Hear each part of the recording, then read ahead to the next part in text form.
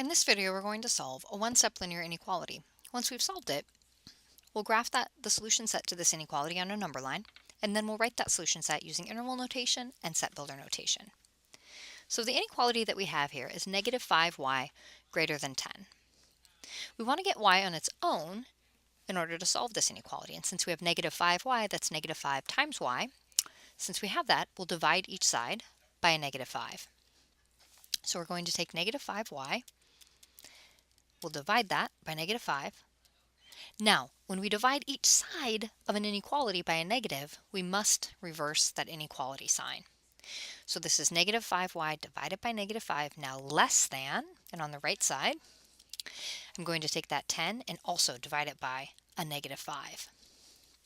So I have negative 5y divided by negative 5, and that's less than 10 divided by negative 5. Now, this left side will simplify to y, and so that's y less than negative 2 when I simplify that right side. So taking 10 divided by negative 5, I'll get negative 2. To represent the solution set, the simplified inequality is y less than negative 2, so I'll write that down. And now I'll graph it on a number line. And the first thing I want to do with this number line is label it with my variable. My variable is y, so I'll put that on the right. And then in the middle, I'm going to mark off 0. And now I can label these tick marks as appropriate, and I only really need to be able to see negative 2. So I'm going to choose every 2 tick marks to be worth 1 unit. So I'm going to go over 2 tick marks and write a 1, 2 tick marks more to the right and write a 2, 2 more tick marks and write a 3. I'll do the same thing on the left side. So on the left, I'll put a negative 1 at that second tick mark to the left of 0, and then a negative 2, 2 more tick marks to the left, and then a negative 3, 2 more tick marks after that.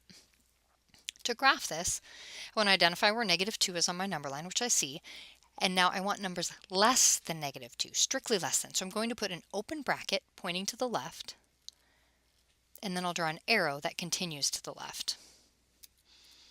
So now I've graphed that on a number line.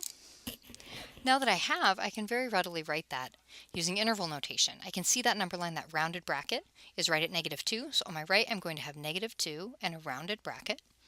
And then it continues on indefinitely to the left. So on the left of this interval, I'm going to have negative infinity, and then I'll put a comma between that negative infinity and negative 2. The last thing I want to do is write this using set builder notation. And since I have that inequality, it's pretty straightforward. I'm just going to use my set bracket and write the set of y such that, and I represent such that with a straight bar, and now I include that inequality. So I have this set bracket y, the such that bar. Now I'll write y less than negative 2, and then end it with another set bracket.